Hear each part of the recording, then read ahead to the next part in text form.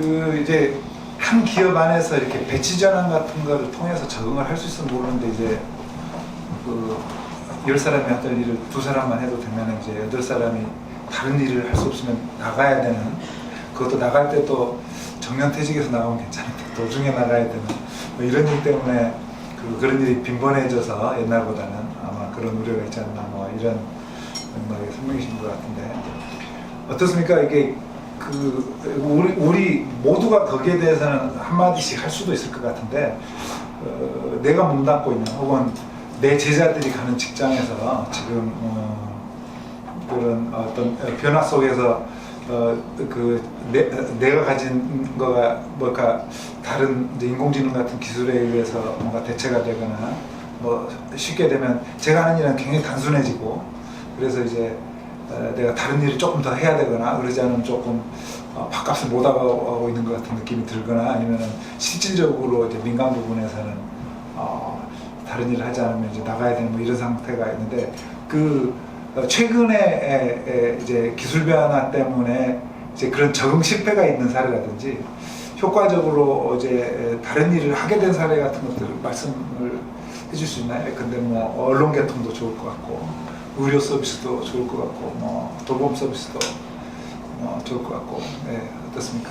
모든 산업이 그런 변화가 없는 데가 없는데요. 저희 신호산 벌써 오래됐죠. 전에는 이제 뭐 식자를 했었고 나중에 타이프라이터가 따로 있었었고 근데 식자는 이 전산 타이프라이터에 의해서 바뀌고 타이프라이터도 이제 없어지고 뭐 기자들이 다 이제 하고 있는 거죠. 그런데 지금 이제 기자들이 뭐 옛날에는 편집 제목만 다는 사람들이 많이 있었는데 지금 많이 줄었어요. 그래서 앞에 1, 2, 3면 몇 면 정도만 기자가 제목을 달지 이제는 보통 기자가 글을 쓰면서 제목까지 같이 다는 면들이 많아요. 그러니까 여러 가지가 바뀌고 있는데 이건 예외가 없다라고 생각을 합니다. 다. 그런데 그렇다고 해서 일자리가 그 자리가 없어지느냐 하면 그렇지는 않고요. 대신 전에 안 하던 걸 한 사람이 여러 가지를 하게 되는 상황으로 바뀌는 거예요. 그러니까 이 사회의 수요가 바뀌고 기술이 접근성이 낮아지면서 조금만 교육을 시키면 이제 시킬 수 있고 그러다 보니까 한 사람이 여러 가지 기능을 하면서 자기 업무 형태를 바꿀 수밖에 없는데 근데 그거를 우리가 적응하지 못하면 난 옛날 방식대로만 할 거야 라고 하는 사람들을 끝까지 사회가 끌어안을 수는 사실 없습니다. 이제 그게 무슨 아주 생명에 관련된 장애인이라든지 본질적인 그런 인권에 관련된 영역이야 국가에서 공공으로 제공을 해야 되지만 이 상업적인 서비스와 관련해서 나는 옛날식으로만 일을 할 거야 라고 하는 사람을 기업이 사회가 보장해 줄 수는 사실 없는 거고 그런 것들은 기술 변화에 따라서 달라질 수밖에 없다. 근데 이게 기본적으로 모든 기업이나 직무 영역이 이런 영향이 없는 데가 없습니다. 그런데 여기에서는 우리가 그 포용이라고 하는 것 자체가 시대가 변화하고 기술 환경이 달라지기 때문에 우리가 살아야 되는 기본적인 사회의 이 방식 자체, 생존 방식 자체가 달라지고 있기 때문에 이거는 시민교육 차원에서 우리가 반드시 우리가 글자를 가르치고 의무교육을 하는 거는 이 사회의 민주시민 교육을 시키기 위해서 그런 건데 그것에 적합한 방식의 의무교육이 사실 있어야 된다고 생각합니다. 그래서 지금 덴마크라든지 이런 데서는요 그 의무교육이 끝난 사람들을 상대로 새롭게 평생 학습 개념에서 의무교육을 도입해야 된다라고 하는 우리 이제 디지털 시티즌십 같은 걸 이야기를 했는데 세상이 달라졌는데 우리가 과거의 방식으로 직업을 유지할 수도 인간관계나 노후를 유지할 수도 없기 때문에 그것에 적합한 방식의 일종의 어느 정도 맨데터리한 이런 그 교육이 필요할 수가 있다. 그리고 저는 거기서 아까 김명주 교수님이 말씀하신 것처럼 이게 근데 교육을 한계가 있습니다. 결국은 그 학습자, 이용자 주체가 학습 주체가 되는 학습의 개념으로 사실 바뀌어야지만 그게 가능하거든요. 교육이라고 하는 건 시혜적이고 어떤 선을 정해놓고 하는 건데 그게 불가능합니다.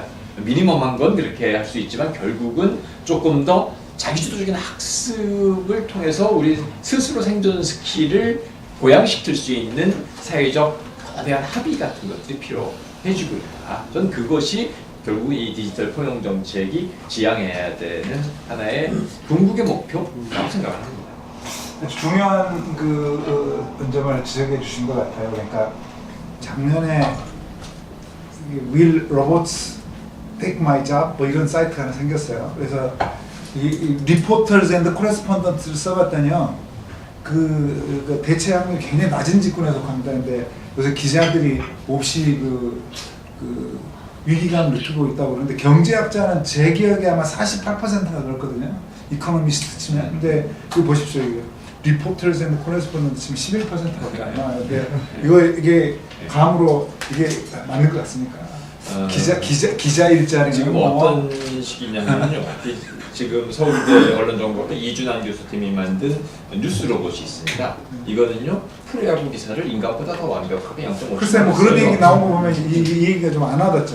그리고 이제 증시 분석 기사는 사람이 할 수 없을 정도로 빨리 쓰죠. 그러니까 이런 것들이 특징이 뭐냐면 그건 사람들이 해오던 건데, 그건 이제 사실 기계가 할 수 있는 거예요. 왜냐면 데이터가 있기 때문에 그걸 문장 형태로 출력하는 건 이제 뭐 더 이상 사람이 기계보다 빠르고 정확하게 할 수 없기 때문에. 그런데 이제 기자의 역할이라고 하는 것 마찬가지. 그럼 그거는 기계한테 맡겨두는 거고요.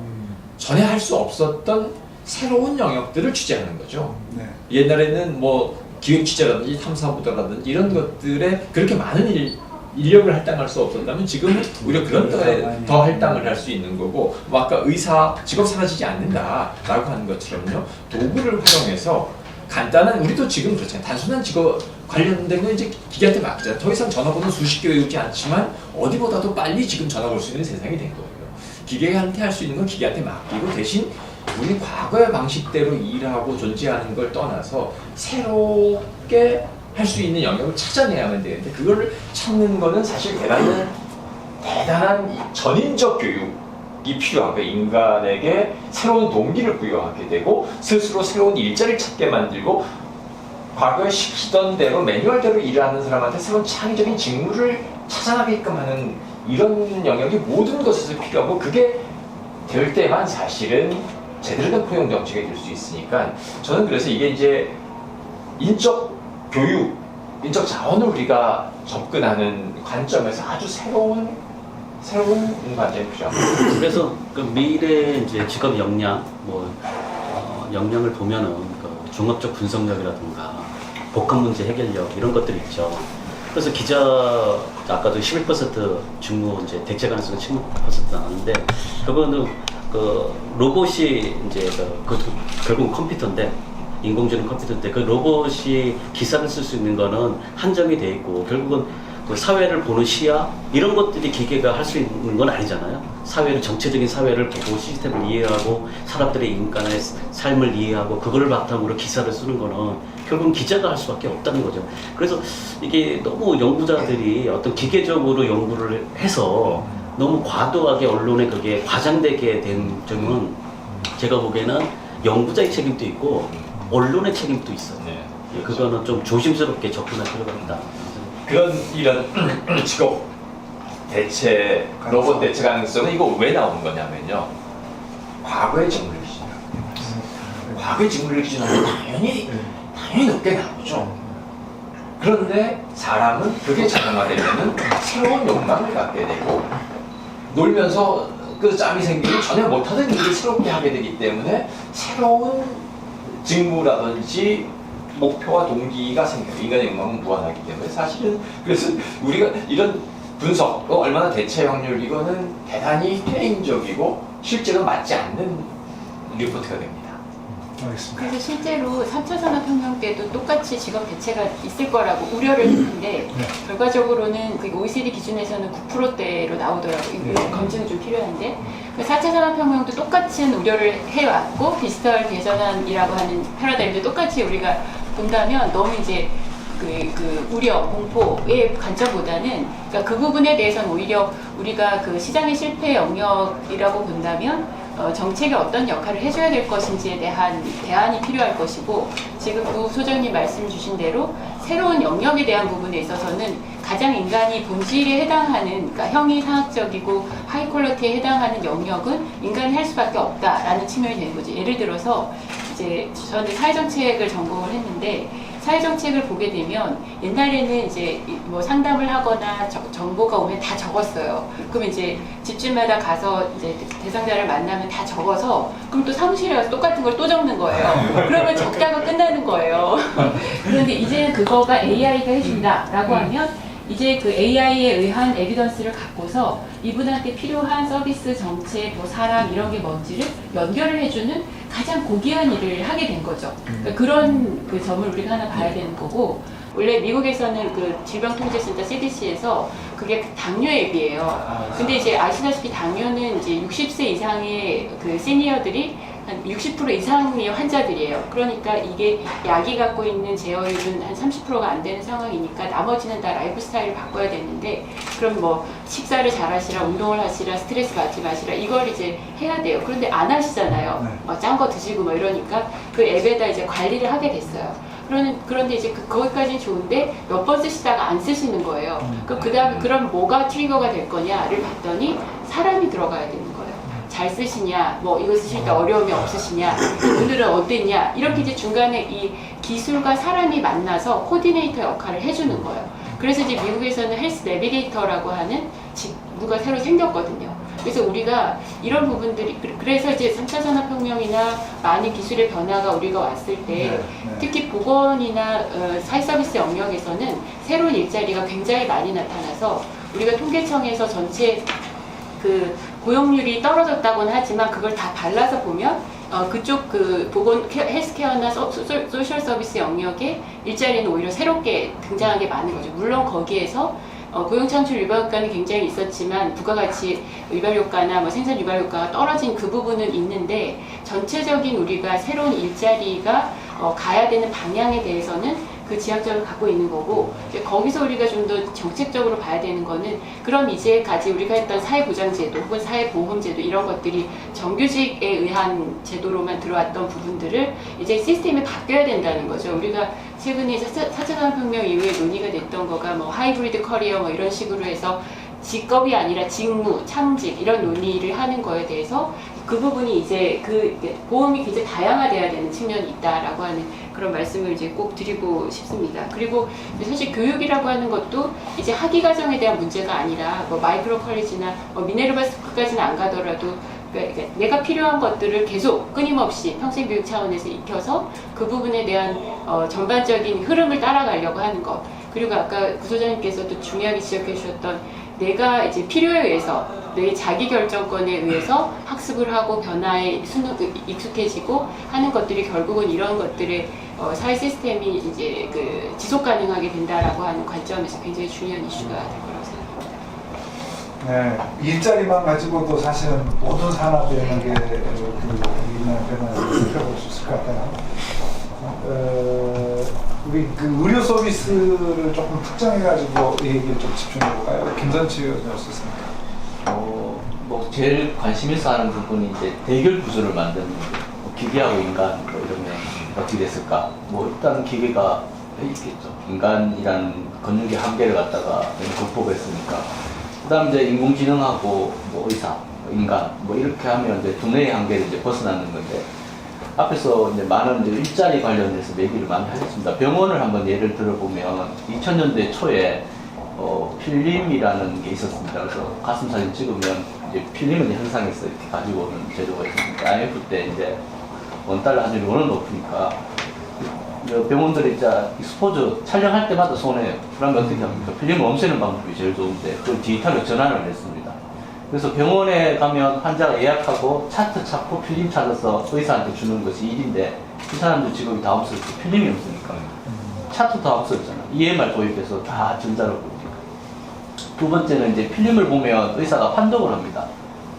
그럼 판독은 원고기록사라는 사람이 있어요. 의사가 디텍션, 녹음을 하면 그 녹음을 타이프 쳐주는 직업인데 하루 종일 앉았을 때 귀에 이어폰 꽂고 말 맞춰서 이제 텍스트로 바꿔서 입력을 시킵니다. 그러면 이제 모든 내과 의사나 일반 의사들이 그걸 보고 판독을 하는데 판독 결과를 보고 이런 시스템인데 이제는 그냥 음성으로 하면 텍스트로 바로 전환을 해줍니다. 지금은 어떠냐? 의사가 직접 판독을 안 해도 컴퓨터가 이미 판독을 해서 데이터를 줍니다. 그러니까 이게 참 어려운 일이지만 모리셀 역설이라는 표현이 있듯이 기계나 인공지능이 하기 쉬운 일은 인간이 어렵고 또 인간이 하기 어려운 일은 기계가 인공지능이나 로봇이 하기 쉽다고 합니다. 따라서 뭐 회계사나 뭐 법률가 이런 직종들은 사라지는 직종이 가장 앞서가 있고 그 다음에 사회복지사라든지 레크레이션 강사라든지 뭐 이런 인간의 감정과 접촉을 할 수 있는 것은 아직 직종이 사라질 수 아니다 이렇게 언론에서 얘기를 합니다. 그 가장 큰 이유는 뭐냐, 지금의 인공지능이라고 설명하는 것은 약한 인공지능이라고 표현합니다. 저희들이. 그 다음 단계가 강한 인공지능, 강지능이라고 하죠. 그 다음 데가 초인공지능이랍니다. 지금 1단계 인공지능은 시키는 일밖에 못해요. 단순히 입력된 것을 분석하는 역할밖에 못해요. 그래서 어려에 보면 왓슨이라고 이렇게 도입이 됐습니다. 우리나라 한 7개 병원이, 대학병원이 쓰고 있습니다. 암 치료 방법을 갖다가 의사가 문의를 합니다. 뭐 기계가 로봇이 있는 게 아니고 그냥 패스워드 아이디, 클라우드에다가 데이터를 얹어주면 거기서 분류를 해서 처방 치료 계획을 갖다가 컨설팅을 해줍니다. 그래서 당신이 어떠한 방법을 썼으면 좋겠다 해서 추천하는 거 10가지를. 그래서 가장 우선 추천하는 것도 1번부터 올라오게 되어 있죠. 그럼 의사는 자기가 치료 계획하고 그다음에 왓슨이 처방해준 치료 계획을 비교를 해서 이제 처방합니다. 왓슨이 어느 정도 정확하냐? 거의 한 80%까지 정확하다고 합니다.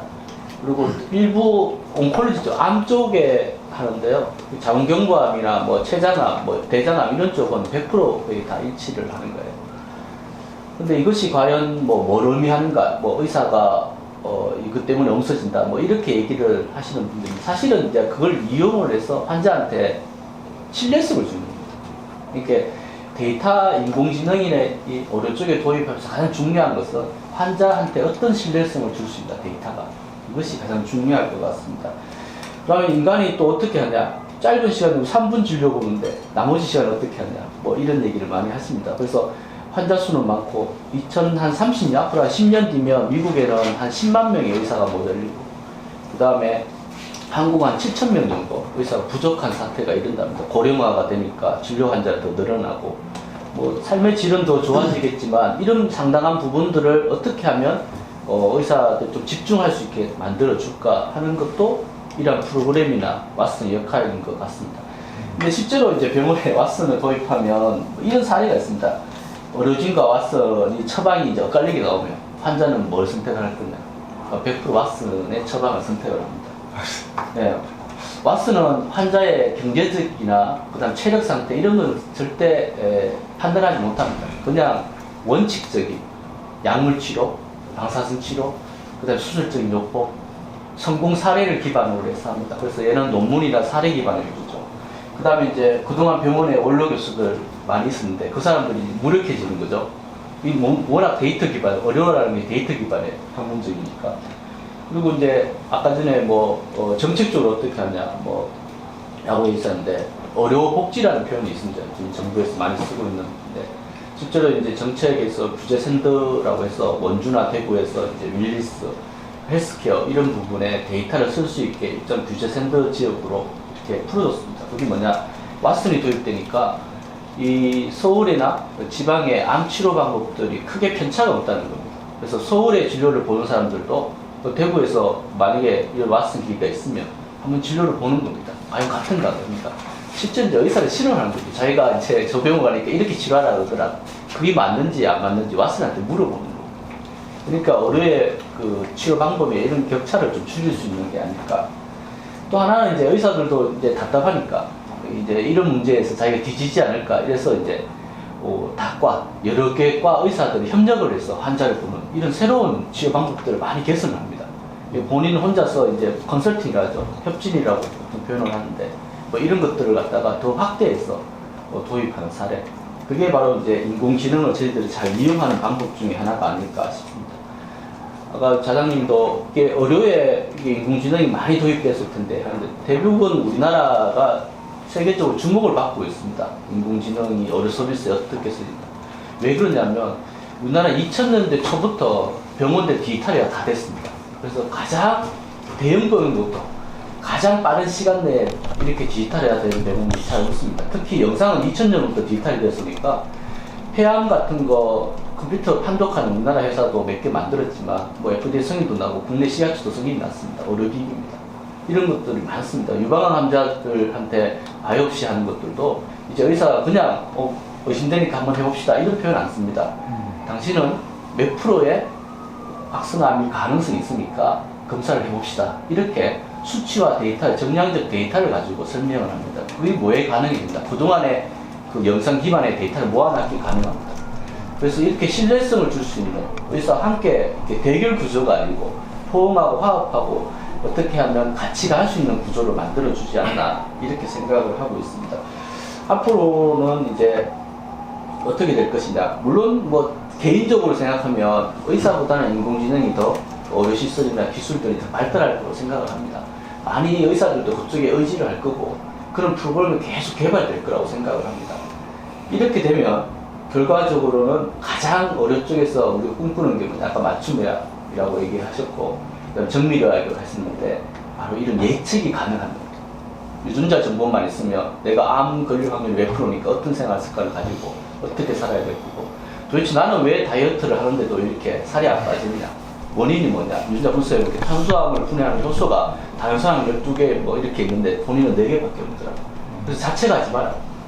뭐 이렇게 공부를 못하는 원래 그래 키가 이렇게 안 크다 부모님 때문이 아니다. 다 이렇게 일찍 본인한테 설명을 해줄 수 있는 그래서 이제 디지털 포옹이라는 것이 좀 더 정확한 자료를 가지고 접근할 수 있는 방법이 아닐까 이렇게 생각합니다. 그래서 국가는 가장 중요한 게 이제 교육하고 의료라고 생각합니다. 이 교육하고 의료의 정책이 잘 갖추어진 나라는 어떤 나라도 국민에게 안녕을 받고 그쪽으로 국민들이 가게끔 되어 있습니다. 그래서 앞으로 교육도 이 인공지능을 통해서 요즘에는 뭐 서너 살 돼도 애 다 만집니다. 엄마가 하도 틀어주니까.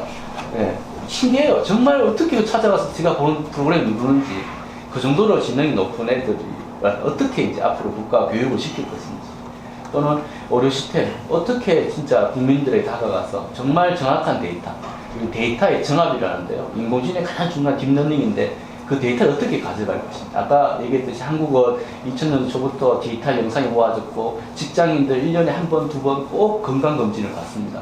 그 데이터가 우리나라 엄청나게 많습니다.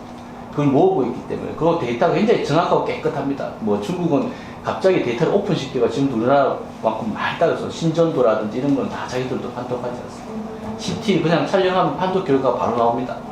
그래서 이런 기계의 정확성보다 한국에 대한 진짜 우리나라 의사들은 공부를 제일 잘했던 분들 아닙니까? 이분들이 과연 어떠한 방향으로 이 데이터를 모으고 사용할까? 가장 정부에서 정말 제대로 된 가이드라인을 제시하는 것이 중요하다고 이렇게 보고 있습니다.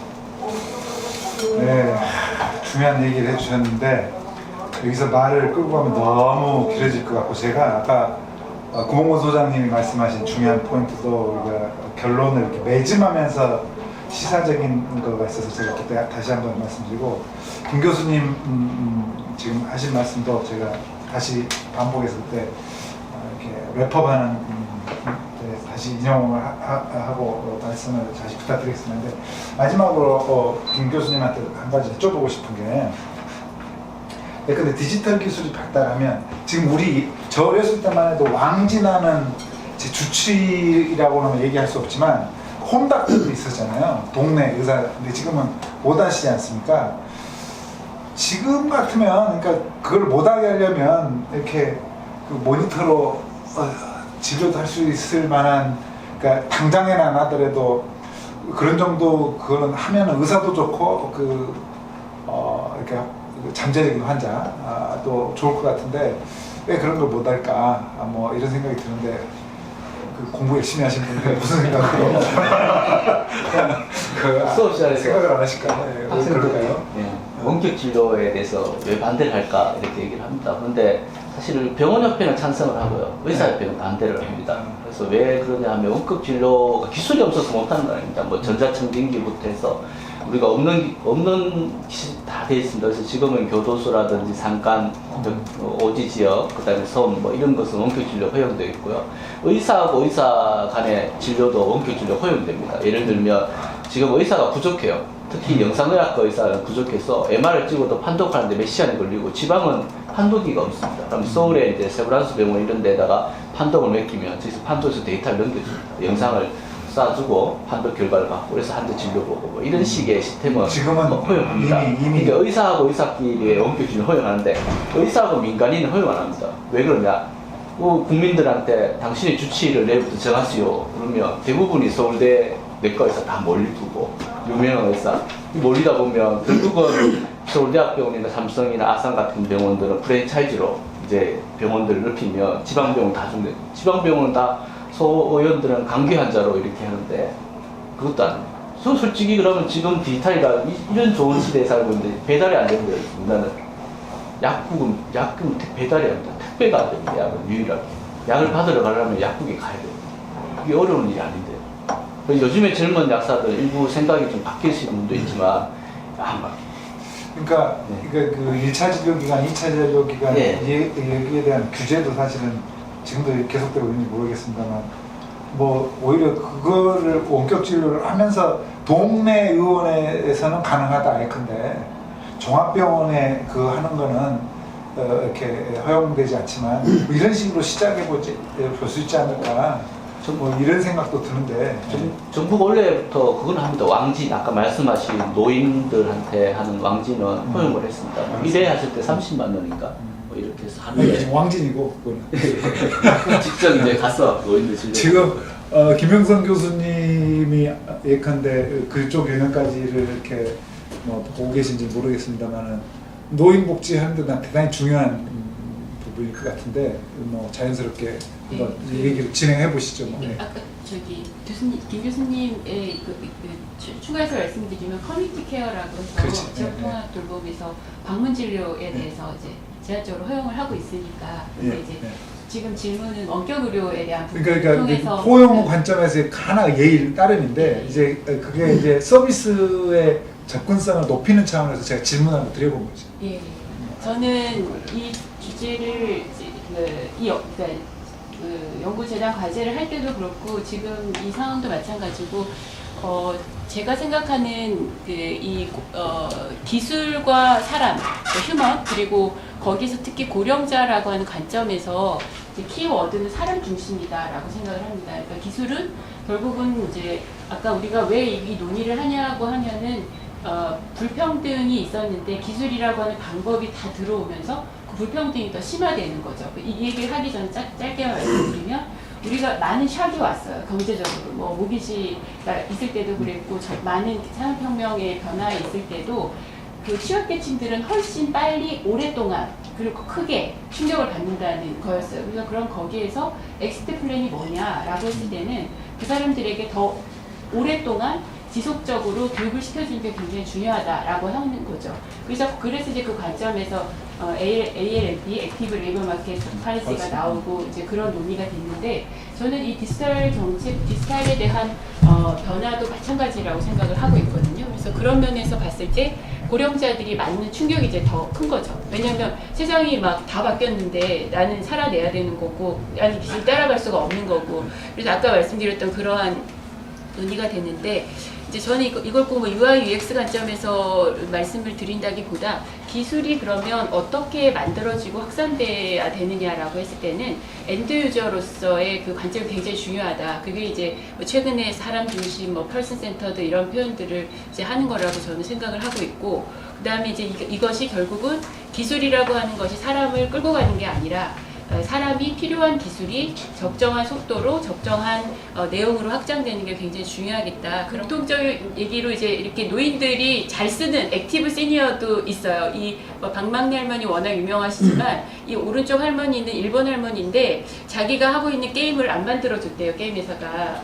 그래서 그래 내가 만들겠다 해서 이렇게 유명해진 할머니이시기도 하고, 또 영국의 어떤 할머니는 하루 종일 그 닌텐도를 갖고 모든 게임을 계속하는 그렇게 해서 그러니까 인지 기능을 유지하시는 어르신도 계시거든요.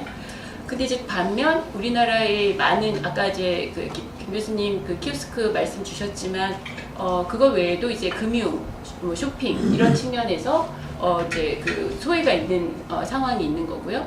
그러니까 지금 이제 생활 사막이라고 해서 지역에 고령화가 되어 있는 곳에서는 옛날로 치면 미니 슈퍼 이런 데가 다 없어진 거예요. 그러면 이제 가까운 데 가서 내가 뭐 쌀도 사오고 라면도 사오고 했던 그것이 없어지니까 그럼 우리는 이제 인터넷 쇼핑을 하면 인터넷 쇼핑하면 되지 배달시키면 되잖아 라고 하는데 그분들은 인터넷 금융을 못 하시는 거예요. 그러니까 들어가셨다가 또 다 날아가고 보이스피싱이라 생각하셔서 못 하시고 그런 문제가 이제 생겨서 접근이 어려워지시고 완전히 하이엔드 테크놀로지로 봤을 때 자율주행차에 대해서 이 부분이 이제 시각장애인이나 노인이나 운전이 어려운 사람들을 대상으로 만들어진 기술이라고는 하는데 이게 이제 세계적으로 그 어답션을 봤을 때는 40%를 못 넘을 뿐더러 특히 노인분들은 이게 이제 자율주행차가 5레벨까지 되어 있는데 3레벨 정도 내가 멈추고 싶을 때 멈출 수 있는 정도를 원하시는 거지 완벽한 5레벨까지는 원하지 않은 그런 상황이십니다. 우리나라 어르신들은 특히 더 낮게 나타났습니다. 그래서 그런 측면에서 이제 이 장단점이 있는데 제가 이론적으로는 기술이라고 하는 것이 인간에게 건강을 유지시켜주고 더 오래 살게 하고 그 다음에 최소한 내가 이제 늙고 병들었을 때 병원이나 시설에 가서 사는 게 아니라 내가 살던 집에서 이걸 이제 에이징 인 플레이스라고 하는 이제 용어를 쓰고 있는데 그런 부분에서 이제 기술이 역할을 해낼 수 있다라고 얘기를 해서 EU에서는 이제 고령화가 우리보다 훨씬 많이 돼 있어서 우리가 지금 14%인데 EU가 19%거든요. 그래서 거기를 이제 앰비언트 어시스트 리빙이라고 하는 큰 국가 프로젝트를 만들어서 모든 생활을 다 이렇게 디지털화하고 있어요. 거기에 이제 아까 말씀드렸던 이 포용이라고 하는 지점까지 같이 들어간 그런 것들을 볼 수가 있습니다. 그리고 이제 건강과 관련해서는 이제 저의 연구도 그렇고 다른 기존의 리뷰를 보게 되면 기술을 잘 사용하시게 되면 이런 이제 노인들의 경우에 그 전체 의료 건강에 대한 접근이 높아지시고 삶의 질이 높아지시고 그다음에 제일 중요한 건 사회적 소외가 없어지시는 거예요. 사람들 말을 안 시키는데 이제 디지털화가 되니까 이제 어쨌든 말할 수 있고 소통할 수 있는 기회가 되고 우울이라고 하는 부분도 이제 낮아질 수 있는 부분이 생깁니다. 왜냐하면 이런 부분들이 모두 이제 뭐 치매 등의 여러 이제 그 노인성 질환하고 연결될 수 있는 지점이 있기 때문에 그래서 이제 기술이 갖고 있는 기술에 따라서 건강 정도가 수준이 높아질 수 있다라는 그런 이제 내용들이 있었습니다. 근데 이제 이런 부분들이 그 점이 있고 우리나라가 이제 지금 우리가 14% 노인 고령화율을 보이고 있는데 2025년이 되면 1,000만 노인이 됩니다. 이건 이제 비율로서 20%가 되는 것도 있지만 절대적인 노인 인구가 1,000만이 된다라고 하는 것은 이거는 이제 감당하기가 어려운 그런 상황이 되기 때문에 여기에서 굉장히 가난하고 아프시고 하시는 어르신들은 국가가 책임을 져야 되지만 아까 구본근 수장님 말씀 주신 대로 비교적 건강하시고 혼자 살아내시고 하시는 어른들한테 국가가 다 들어가서 뭔가를 해주겠다고 하는 거는 굉장히 비용에도 재정 부담도 있을 뿐더러 지속 가능성이 없기 때문에 바람직하지 않은 거죠. 그래서 그런 측면에서 오토노미와 그다음에 자기결정권을 유지할 수 있는 측면에서 기술이나 디지털이 어떤 기여를 할 것이냐라고 하는 관점에서 저는 이제 연구를 하게 됐고요. 그런 관점에서 이제 코호트를 구축을 하게 돼서 지금은 65세 이상과 베이비붐 세대를 대상으로 해서 하고 있고 이제 코호트 전체적인 측면에서 중년이나 전체 연령까지 좀 같이 보는 연구를 이제 진행을 할 계획입니다. 그리고 이러한 이제 기술이라고 하는 디멘전이 굉장히 다차원적으로 고령 인구 노인들에게 적용이 된다는 거죠. 가장 이제 안전에 대한 그러니까 낙상에 대한 부분에 대해서 센서가 많이 나와 있는 것도 있지만 또 이제 여러 가지 앱들을 통해서 이 건강을 유지할 수 있도록 하는 것 그리고 서비스 로봇과 같은 형태로 해서 사회와 소통할 수 있도록 하는 것에 대한 기술도 있고 또 하나는 적정 기술 형태가 돼서 이제 완전히 하이엔드 기술은 아니지만 가격이 적절해서 이제 다 같이 싼 값으로 살 수 있도록 하는 것. 왜냐하면 노인분들은 가격이 싼 게 굉장히 중요하거든요. 지금은 자식들이 사줘야 되지만 앞으로는 내 돈을 내고 내가 사야 되는데 그때 이제 기술의 가격도 굉장히 중요해서 노인들에게 대한 기술은 이제 기술 자체뿐만 아니라 경제적 부분까지도 고려해야 된다라는 측면에서 접근을 하고 있습니다. 그리고 이제 고령자들에 대한 여러 말씀 주셨는데 아까 김영주 교수님께서 에이블 테크놀로지라는 표현을 써주셨는데 이제 조금 노인에게 더 확장을 하면 이 표현은 아까 말씀드렸던 에이징 인 플레이스나 뭐 케어 테크놀로지나 아니면 웰페어 테크놀로지나 이런 이제 표현으로 가고 있습니다. 근데 거기서 가장 중요한 목적 두 가지는 노인들의 잔존 능력을 최대한 유지해서 독립적인 생활을 할 수 있도록 하는 거가 첫 번째고, 두 번째는 그 부분에 있어서 삶의 질을 유지해야 된다. 그리고 이제 케어 기보가 여러 이제 케어를 함으로써 발생할 수 있는 부담을 줄여준다. 이런 측면에서 이제 접근을 하고 있는데, 이게 이제 다방면으로 나타나고 있다는 거죠. 이게 지금은 좀 하이엔드 형태로만 되어 있는데, 이동에 대한 부분이나 또 금융, 그 다음에 여기 이제 그 용품에 대한 부분이 있고, 이제 헬스케어는 워낙 많이 발전되어 있는 측면이고, 그다음에 요건 이제 서비스 로봇 개념으로 이제 페퍼가 대화하고 있는 거고요. 그다음에 뭐 많이 알고 계시는 그 파로 같은 물개가 이렇게 하면 얘가 이제 내 마음을 알아서 어떨 때는 막 위로하는 목소리도 내주고, 어떨 때는 막 기뻐하는 소리도 내주고, 뭐 이런 이제 거가 5천만 원에 팔리고 있어요. 미국에서 FDA 승인을 받아서. 예. 근데 저한테 반응을 안 하더라고요. 제가 안 하셨는데. 그래서 얘가 왜 반응을 안 하지? 5천만 원짜리가 싸구려군요. 그런 것 같아요. 제가 무슨 문제가 있는 로봇인지 잘 모르겠는데.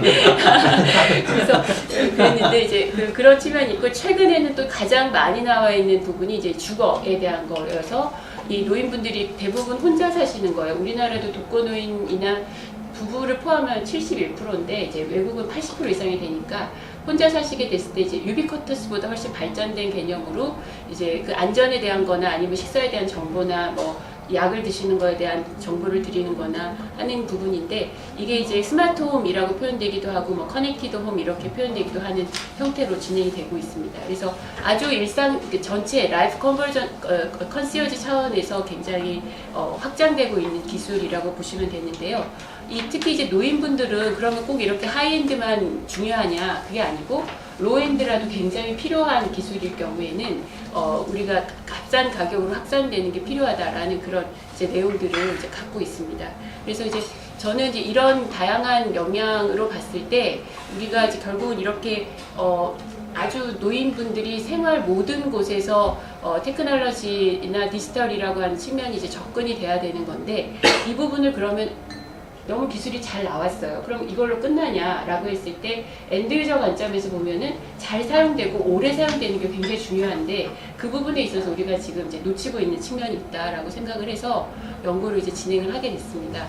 그래서 저는 이제 가장 중요한 연구의 목적이 아까 이제 제 연구를 말씀드리는 건 아니지만 결국은 이 디지털을 포함한 이 테크놀로지는 자립적 생활과 삶의 질 제고, 그리고 그것을 엔드 유저로서 이제 고령자라고 한다면 내가 스스로 결정을 할 수 있도록 하는 그 관점이 개입이 된 상태에서 기술 발전과 확장이 굉장히 중요하다라는 말씀 드리고 싶고요. 그 다음에 이제 제가 이 연구를 통해서 제안드리고 싶은 것은, 우리가 이런 이제 전체 노인분들은 이 기술 활용이 떨어지는 건 틀림없거든요. 제가 이제 연구를 해보면 노인 실태 조사라고 해서 우리나라에서 12,000명을 대상으로 한 노인 실태 조사 가장 큰 빅데이터인데, 거기서 보면은 전체적으로 10개의 기기 중에서 3개 정도를 평균 쓰고 계세요. 근데 그게 이제 연령에 따라 달라지십니다. 65세에서 75세는 3개 이상 쓰시는데, 75세에서 85세는 1개 반 정도 쓰시고요. 85세가 되면은 아예 못 쓰시는 상황이 되시기 때문에 노인들 안에서도 이제 변화가 있어야 되는데, 근데 노인들이 이제 특히 헬스케어나 케어에서는 기술을 많이 써야 되는 부분이 있어서 그걸 이제 사용을 못하는 그런 측면이 있는 상황입니다. 그래서 그런 부분에서 이제 이 기술 활용에 대한 부분이 어느 수준일 건지를 봐야 되는 게 굉장히 중요한 상황입니다. 그리고 이제 두 번째는 아까 우리가 디지털 리터러시라는 표현을 썼는데, 이게 좀 더 포괄적인 개념으로 테크놀로지 리터러시 혹은 시니어 테크놀로지 리터러시라는 표현을 써서 이 부분이 이제 좀 더 높으신 분과 낮으신 분들을 다르게 가야 된다는 거죠. 리터러시가 낮으신 분들은 쉽고 명쾌하고 중요한 내용만 가르쳐 드리고, 높으신 분들은 이제 이미 알고 계시니까 자기가 필요한 정보들을 맞춤형으로 제공을 해줘서 그분들이 자기가 스스로 유지할 수 있도록 해드리는 게 굉장히 중요하다는 거고, 그다음 제일 또 하나 이제 중요한 것 중에 하나가 인권에 대한 문제이고 기술 윤리에 대한 부분입니다. 예를 들어서 이제 노인들이 그 치매에 걸리시게 되면 이제 배회를 많이 하세요. 그래서 옛날에는 목걸이를 걸어드렸어요. 그러면 우리가 그 목걸이를 건 노인분을 보면 저분은 치매다.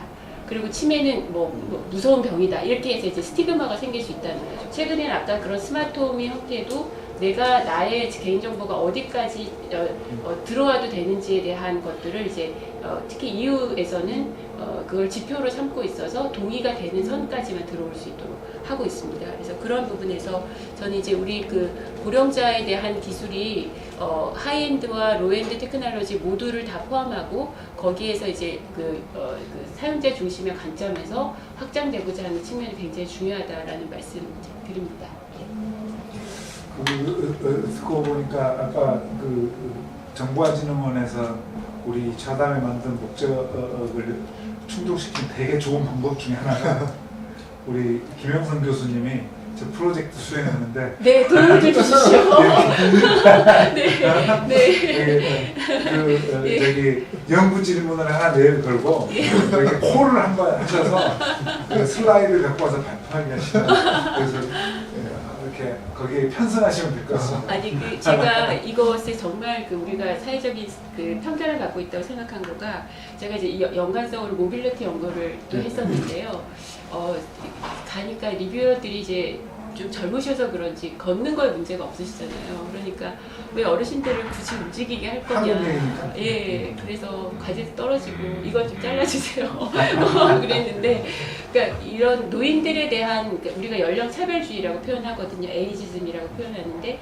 인종차별주의, 성별차별주의 다 있지만 연령차별주의가 굉장히 크게 나타나는데 그 부분에서 이 기술이라고 하는 측면이 굉장히 크게 나타나는 부분이더라고요. 그러니까 기술은 노인한테 필요 없고 노인은 그냥 옛날 거 하면 된다 이렇게 생각하는데 환경이 그렇지 않은 상황이다 보니까 거기에서 이제 소외가 되고 그 소외 있는 노인들의 건강에 아주 치명적인 영향을 미치거든요. 그래서 그래서 이제 국가의 부담을 좀 줄여주려면 이런 여러 변화들을 노인이 적극적으로 받아들여서 최대한 내가 이제 버티면서 사실 수 있도록 해드리는 것, 잔존 능력을 유지해드릴 수 있는 것에 대한 관점에서 저는 굉장히 중요하다고 생각하고요.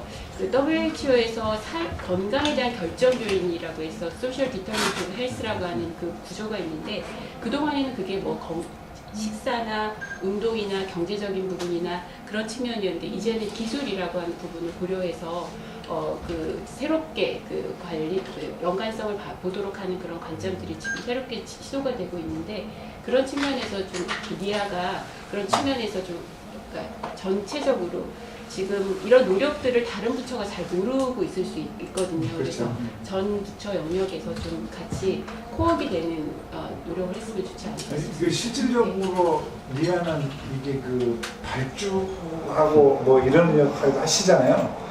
근데 그래서 질문 있으면 더 하시면 좋을 것 같아요. 박 본부장님 질문 혹시 있으십니까? 사실 이제 아까 김명희 교수님 발표에도 OECD의 AI 관한 레코멘데이션이 있는데 그게 이제 올해 5월달에 확정돼서 지금 이제 프랙티컬 가이드라인을 만들고 있습니다. 그 만들어지면 저희 국내에 적용을 어떻게 할 건지 그 별도의 가이드라인을 만들어야 되거든요. 그런 거에 보면 그 AI를 설계할 때부터 말씀 주신 저런 그 사회적인 요인들, 기술적인 요인들 이런 것들이 신뢰 가능하고 공정하게 만들 수 있도록 한 조건들을 충족해야 됩니다. 그런 조건들을 충족하려면 말씀 주신 것처럼 이 대상이 되는 그 수혜자가 됐든 아니면 참여하는 참여자들이 어떤 이해와 어떤 인식을 가지고 접근하는지에 관한 내용을 파악하기 굉장히 중요하거든요. 그런 부분에 있어서는 굉장히 크게 도움이 될 것 같습니다.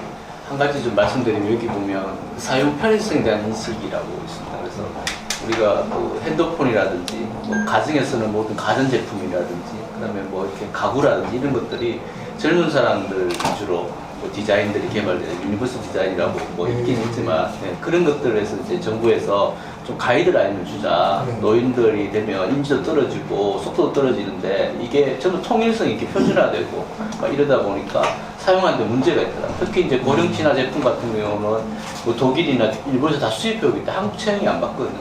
뭐 이런 것들을 갖다 고려를 해서 제품을 만들자 이런 해서 한때 가이드라인도 만들고 막 이렇게 추진하다가 정부가 또 이렇게 정책을 바꾸니까 또 요즘에는 또 저런 게 사라졌는데 되게 중요한 거예요. 지금 가전제품 보면 나이가 들면 사용할 수 없을 정도로 힘들어요.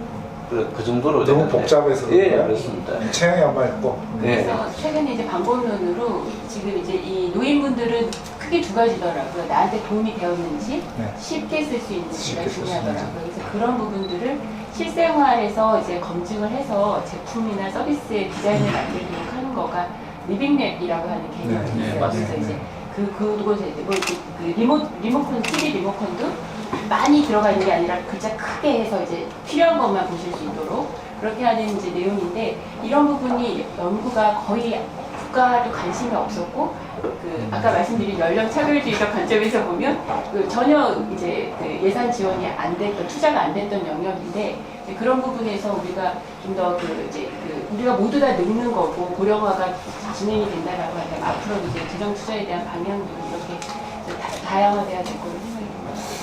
천만 시대에 되면 그 달라질 것 같은 생각이 시장도 좀 움직이지 않을까요? 예, 그래서 이제 여기서 제가 말씀드리고 싶은 거는 또 어떤 분들은 그런 천만이 많긴 하지만 내수로 봤을 때는 적다라고 얘기를 해요.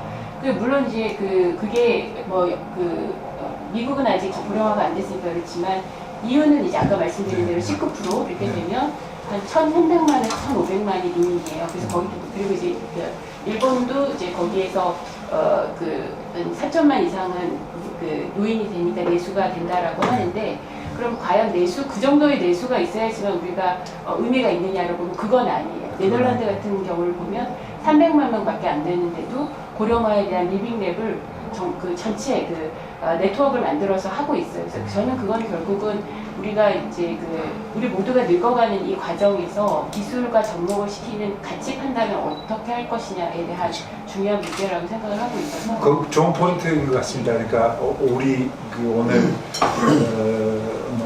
전반적인 측면과 학문적 측면에서 디지털 포용이라는 걸 어떻게 정의하고 접근을 어떻게 해야 되는지. 그러니까 폴리시라는 게 꼭 정부만 하는 일이 아니라면 개인, 조직 혹은 기업, 정부 뭐 이런 세 차원에서 생각해 본다면 오늘 말씀하신 거 보니까 다 한 가지 이렇게 시사점들은 얘기해 주실 수 있는 이런 컨텐츠들을 제가 좀 발견을 했는데 뭐 오늘 그 건축 전문가나 가전 전문가가 안 왔지만 제가 작년에 칭다오에 가지고 하이엘 저지가 났더니 아예 IBM의 노트북 사업부도 인수를 했고 가전도 가전 사업부도 인수를 해가지고 미국에서 처음으로 개발한 냉장고 모델부터 예컨대 세탁기 모델부터 또 이렇게 시작을 해가지고 마지막에 갔더니 그런 거예요. 그러니까 고령자 친화적 빌트인 가전이 아니고 정말 고령화 사회에 맞는 그러니까 인테리어가 마지막 방에 있더라고요. 그래서 저도 좀 놀라웠는데 뭐 우리나라 복지자들 이제 공동 취사 이제 아파트 지을 때는 뭐 그런 게 있는 게 좋겠다. 뭐 이런 주장하시는 분도 있고 실제 그런 아파트도 있는 걸로 알고 있고 그런데 이제 그런 거는 어떻게 보면 소프트웨어적이라고 그럴까. 그런데 이제 아파트 앞으로 지을 때도 그 센서나 이런 것들이 다 고령자들의 행동 양식을 감안을 해서 뭐 커뮤니티 케어까지도 감안을 해서 뭐 이렇게 중국이 하는 거 보고 깜짝 놀랐어요. 그래서 뭐 그런 부분에서도 또 신경 써야 될 게 있기도 하고 랩업을 조금 한번 해보겠습니다. 그래서 제가 아까 우리 구봉권 소장님이 말씀하신 그 중에서는 뭐 인공지능을 대표로 하는 이 디지털 시대에 이 디지털 포용은 정부 정책만으로 안 되고 기업 역할도 중요하고 개인이 또 적응력을 할 수 있어야 된다. 기업이 그걸 도와야 된다. 이런 말씀하신 것도 굉장히 중요한 측면인 것 같고 또 내 일자리에서 이제 뭔가 자동화, 인공지능 뭐 이런 것들을 통해서 내가 하던 일이 줄어들거나 성격이 바뀌면 내가 다른 무슨 일을 할 수 있는지를 이렇게 찾아내는 것, 이것도 굉장히 중요한 것 같다. 또 그럴 때 그게 정부가 기존에 가지고 있던 어떤 레귤레이션, 법, 규제 이런 것들하고 충돌을 했을 때 또 정부 역할이 또 당연히 있겠지만 적어도 그 없는 한에서는 그런 것도 중요한 것 같다는 생각이 들었고 김동규 박사님 말씀하시는 것 속에서는 예컨대 이런 생각도 들었어요. 그러니까 뭐 김성칠 박사님 말씀에서도 그런 저는 생각이 들었고 뭐냐면 지금 변화 속도가 워낙에 빨라가지고 그러니까 그 아까 앱을 어렸을 때부터 엄청나게 잘 쓰는데 이게 그러니까 변화가 한 세대를 이렇게 한 세대 안에서 일어나는 게 아니고 세대 간에 걸쳐서 적응할 수 있도록 일어나면 별로 문제가 안 되지 않을까. 그리고 디지털 포용이나 이런 것을 어떤 그것이 제게는 도전의 차원도 대단히 좀 다른 양상이지 않을까. 그런데 이게 한 세대 안에 굉장히 단절적으로 일어나기 때문에 우리가 이제 부적응도 호소하고 또 디지털 포용 문제가 더 큰 화두로 등장하고 뭐 이런 측면도 있지 않을까 뭐 이런 생각도 들었어요. 그래서 그런 관점에서 마지막으로 오늘 저담회에 참석하신 분들이 스스로 전문가로서 말씀하셨던 바나 다른 분의 얘기를 듣고 느꼈던 바를 디지털 포용 정책에서 예컨대 개인 기업하고 조직 정부 역할 속에서 이런 게 중요할 것 같다 이런 말씀 한마디씩 하시고 오늘 이렇게 마무리하면 어떨까 싶습니다. 어느 분부터 이 자유도에 잘 적응할 수 있도록 이용자 한정만 사람들의 역량을 키워주는 이용자들의 자기주도적인 주체성을 키워주는 것만이 궁극적인 답이 돼요. 그래서 이제 안전망은 만들어야 되지만 안전망은 미니멈이고 그래서 앞으로 우리는 우리한테 늘어난 이 자유도에 적합한 인간 능력을 어떻게 제공해 줄 수 있을 것인가 이런 게 앞으로 디지털 포용 정책의 조금 더 궁극적인 과제가 될 것이다. 그래서 포용 정책이 점점 더 중요해질 수밖에 없습니다. 네, 고맙습니다. 저는 요즘에 일본하고 많이 이렇게 국가가 이슈를 많이 삼고 있는데요. 일본이라는 나라는 축척의 나라입니다. 기술을 오랫동안 쌓아서 변화를 가지고 오는 나라고 한국이라는 나라는 짧은 기간 내에 발전했는데 이 흐름을 아주 잘 타는 나라라고 이렇게 알려져 있습니다. 결과적으로 저희가 이제 4차 산업혁명이 이제 우리나라에 화두가 된 것도 세상이 다 그런 흐름으로 가기 때문에 우리나라도 가야 된다는 그런 목적이 있습니다. 그래서 어느 나라보다 빠르게 기술 속도는 인정을 하고 있습니다. 가장 빠른 나라가 한국일 거다. 네트워크망도 잘 되어 있고 국민의 지적 수준도 굉장히 높고 그 다음에 이제 의지도 강하고 그래서 어느 나라보다 갈 건데 과연 그 기준을 어떻게 할 거냐 세계적인 기준을 한국에서 만들면 어떠냐 훌륭한 사람들이 많은데 그래서 그러한 기준을 갖다가 세우는 정책들이 필요하지 않겠나. 그래서 결과적으로 뭘 포장하거나 뭘 효과를 보는 그런 4차 산업이 아니라 세계의 기준을 잡아주는 인류의 미래를 잡아주는 그런 역할을 좀 해줬으면 하는 것이 바람입니다. 네, 순서대로. 저는 이제 그 디지털 포용이니까 그 나눠서 보면 포용과 관련한 거는 이미 그 다른 사회정책이나 경제정책, 그리고 사회정책과 경제정책 간의 콜라보, 이 부분이 굉장히 선순환 구조를 갖고 가야 된다는 측면에서 다르게 보지 마시고 그것이 갖고 있었던 교훈을 좀 차용을 하는 게 좋을 것 같습니다. 그래서 그런 부분들은 이미 이제 우리가 여기 보니까 작년에 나온 걸 보니까 이 ICT for All이라고 표현을 쓰셨던데 WHO가 헬스에 대해서 헬스 for All이라고 했거든요. 근데 그런데도 불구하고 아직까지도 건강 불평등은 끊임없는 주제가 되니까 이 부분은 또 완전한 해결이 될 수는 없겠지만 우리가 이 문제를 어떻게 갖고 갈 거냐는 이제 앞에 정책들을 좀 활용을 해주셨으면 좋겠고 디지털이라고 하는 부분은 저는 이제 생태계를 만드는 거가 굉장히 중요하다고 생각합니다. 지금 이게 문제라고 우리가 보면서 그걸 해결하는 것도 역시 공급자 중심으로 정부가 뭘 해야 되냐, 뭐 기업이 뭘 해야 되냐 이런 이제 접근을 해 가고 있는데 그것보다는 그 국가, 기업, 지역사회, 그 다음에 이제 본인 주체까지 각각의 이제 자기 자리에서 스테이크홀더들이 어떤 역할을 해내야 될 것인지에 대한 논의에서 좀 생태계가 구축될 수 있도록 하는 부분들로 어떻게 보면 그게 플랫폼일 수 있겠죠. 그러니까 우리가 다 나의 자기 결정에 의해서 나의 삶의 질을 높일 수 있는 데 있어서 이 변화가 긍정적으로 받아들여질 수 있는 것 그렇게 됐으면 좋겠습니다. 문화가 만들어졌으면 좋겠습니다.